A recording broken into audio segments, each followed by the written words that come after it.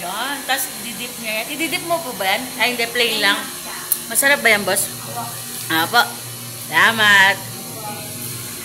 Ay, hindi siya ididip. So, nandito kami sa ano ba ito? Cyrus. Yeah, libre ako ni Kuya Cyrus. Muna. Libre na kape ako, kaya bumabawi naman ako. Sarap.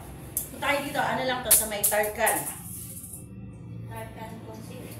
Tarkan Conception.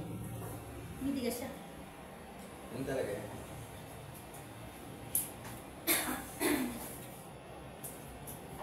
Tamang-tama sa tag-init. Matigas nga.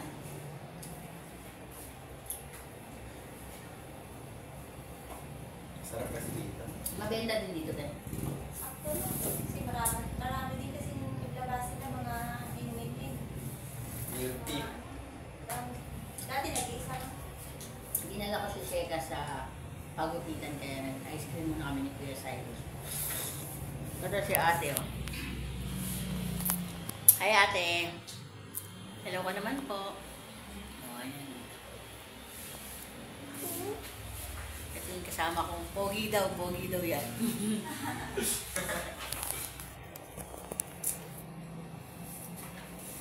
Tara na ba? Uubusin natin. Gusto namin pa. Mainit ka. Libre din kaya ice cream ka. Ayo. Wala na ako dyan. Walang taon ko lang hawak ng ice cream. Walang taon na ako nagtatrabaho din. Di alam niyo na po kung paano po ito gawin.